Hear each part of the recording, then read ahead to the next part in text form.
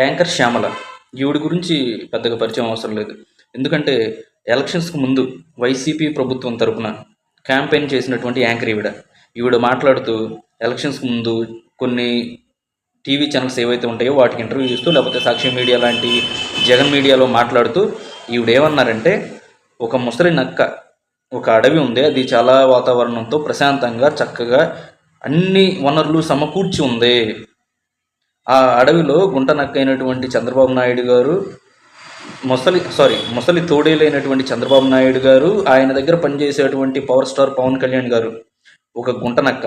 ఈ రెండు కలిపి, తోడేలు గుంట నక్క కలిసి ఆ అడవిలో విధ్వంసాన్ని సృష్టిస్తున్నప్పుడు అక్కడికి ఒక సింహం ఉంది. ఆ సింహం జగన్మోహన్ రెడ్డి గారు అంట. ఇలాంటి దిక్కుమాలిన స్టోరీలు చెప్పిన ఈవిడ శ్యామల గుంట నక్కలతోనూ ముసలి తోడేళ్లతోనూ పోల్చి ఇప్పుడు ఎలక్షన్స్ అయిపోయిన తర్వాత 151 సీట్ల నుంచి 11 సీట్లకే పరిమితమైనటువంటి వైసీపీ ప్రభుత్వం అస్సలు ఏమీ లేకుండా డిపాజిట్లు కూడా కోల్పోవడంతో ఈవిడ రియాక్షన్ ఎలా ఉంది అనేది ఒకసారి మీరు చూడండి.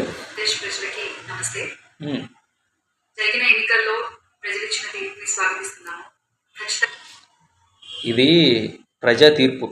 స్వాగతించకపోవడానికి ఇది రాజారెడ్డి రాజ్యాంగం కాదు. ఎంతోమంది గొప్ప మేధావులు రాసినటువంటి రాజ్యాంగం. చచ్చినట్టు సమర్థించాల్సిందే.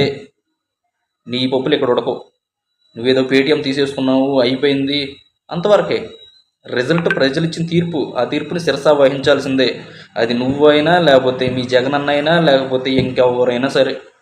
అది అర్థం చేసుకోమ్మా యాంకర్ శ్యామల.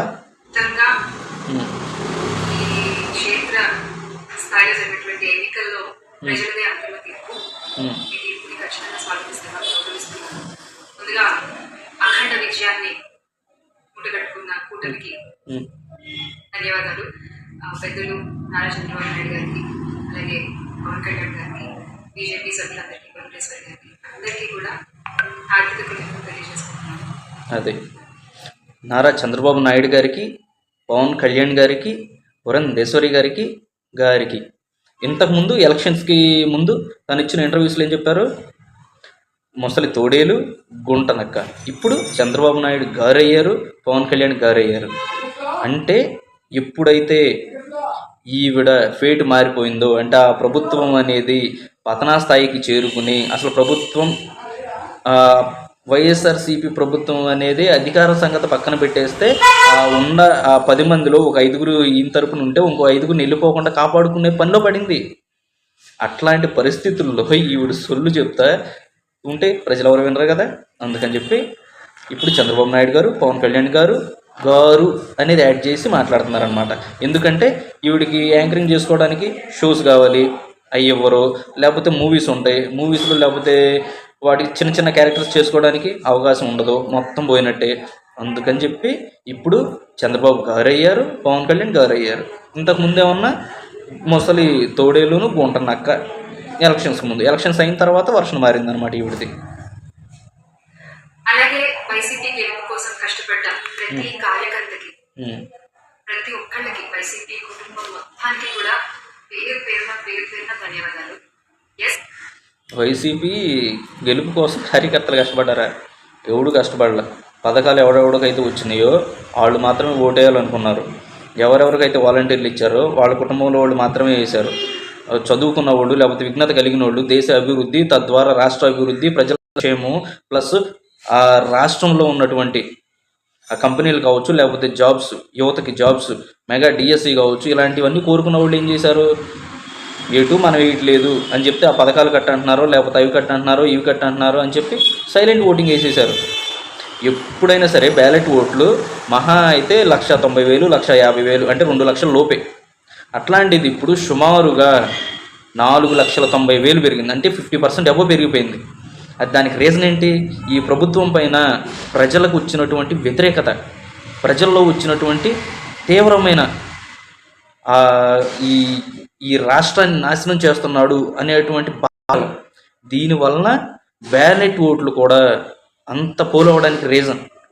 ఈ బ్యాలెట్ ఓట్లు ఎప్పుడైతే ఇంత మొత్తంలో ఒక చరిత్ర సృష్టించాయో అప్పుడే కన్ఫర్మ్ అయిపోయింది, జగన్మోహన్ రెడ్డి ఓడిపోబోతున్నాడు, ఈ వైఎస్ఆర్సీపీ ప్రభుత్వం అనేది పతనం అవ్వబోతుంది అని చెప్పి ఒక క్లారిటీ అయితే వచ్చేసింది.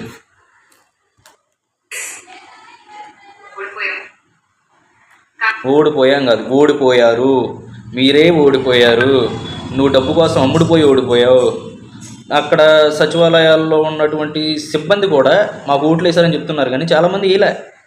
ఎందుకంటే వాళ్ళల్లో కూడా చదువుకున్న వాళ్ళు, విజ్ఞత కలిగిన వాళ్ళు ఉన్నారు. అందుకని చెప్పి ఓడిపోయారు మీరు, మీ ప్రభుత్వం ఓడిపోయింది. కానీ ఒకటి గుర్తుపెట్టుకోవాలి, గెలిచిన నాడు ఇప్పుడు విరవీగలేదు విజయ్ గారు. ఓడిపోయిన నాడు ఏనాడు కూడా కుదిపోలేదు. అలాగే ఈసారి కూడా మన జగన్మోహన్ రెడ్డి గారు మరింత బలాన్ని పుంజుకుని మళ్ళీ ఖచ్చితంగా మీ అందరి సపోర్ట్తో మనందరం కలిసి నడిస్తే ఖచ్చితంగా మళ్ళీ ఒక మంచి ప్రభుత్వంగా మనం ఎప్పుడో దేవునిపై నమ్మకం ఉంచి ప్రజలకి మంచి జరగాలని కోరుకుంటూ. అది ఇవిడేమంటుంది, గెలిచినప్పుడు ఓడిపోయినప్పుడు ఒకేలాగా ఉన్నారంట. ఒకేలాగా ఉన్నారా? గెలిచిన తర్వాత ఎవరెవరిని ఎక్కడెక్కడికి పార్సిల్ ఇచ్చారో, లేకపోతే కరోనా టైంలో మాస్కులు ఏమని అడిగినందుకు ఏం చేశారు, డాక్టర్స్ సైతం ప్రజల్ని ఎంత హింసించారు. ఒక్కొక్కరిని ఒక ఎస్సీ ఎస్టీ సామాజిక వర్గానికి చెందిన వాళ్ళని ఎంతలా హింసించారు, ఎంతలా కొట్టారు. లేకపోతే కొంతమంది మన ప్రభుత్వం వాళ్ళు, మన వైసీపీ ప్రభుత్వంలో వాళ్ళు చంపి డోర్ డెలివరీలు ఇచ్చారు, సొంత బాబాయిని చంపేశారు, కోడికత్తులు కేసులు పెట్టారు, గులకరాళ్ళు కేసులు చూశారు, ఎంత హింసించారు. ఒప్పుకోమని వాళ్ళని తీసుకెళ్ళి లోపలేసి కొట్టడం స్టార్ట్ చేశారు. గులకరాయి నువ్వే ఈసిరావు, లేకపోతే కోడికత్తి నేనే పొడిచాను. ఇలాంటివన్నీ కూడా చేసింది ఎవరు? మన ప్రభుత్వం కాదా? సొంత చెల్లి తల్లి రాష్ట్రం వదిలి వెళ్ళిపోవడానికి కారణం ఎవరు? సొంత చెల్లి పక్క పార్టీలోకి వెళ్ళి సొంత అన్నకి ఓట్లు వేయద్దని చెప్పడానికి కారణం ఎవరు? మనం కాదా? మన పార్టీ కాదా? మన పార్టీ యొక్క రాజ్యారెడ్డి రాజ్యాంగం కాదా? మనం అనుసరిస్తున్నటువంటి దురుసు ప్రవర్తన కాదా? అసలు ఒక సినిమా ఇండస్ట్రీలో గొప్ప గొప్ప వాళ్ళు ఉన్నారు. అలాంటి వాళ్ళని గేట్ బయటే కారులు ఆపేసి నడిపించుకుంటా మన దగ్గర తీసుకొచ్చుకుంది ఎవరు? అధికారం మదం కాదా? ఇది బలుపు కాదా? ఒక సినీ ఇండస్ట్రీ మొత్తానికి తల్లి లాంటి వ్యక్తి, ఒక గొప్ప వ్యక్తి చిరంజీవి గారు చేతులెత్తి దండం పెడితే తల పక్కగా తిప్పుకుంది ఎవరు? మన పార్టీ ముఖ్యమంత్రి కాదా? మన జగన్మోహన్ రెడ్డి గారు కాదా? అది అధికారం మదం కాదా? ఆ అధికారం మదాన్ని ప్రజలు దించారు. ఈరోజు ఓడిపోయినప్పుడు ఒకేలాగా ఉన్నాం, గెలిచినప్పుడు ఒకేలాగా ఉన్నాం, ఇట్లాంటి సొల్లు నువ్వు చెప్పకూడదు. ఎందుకంటే మేము వినాం కాబట్టి.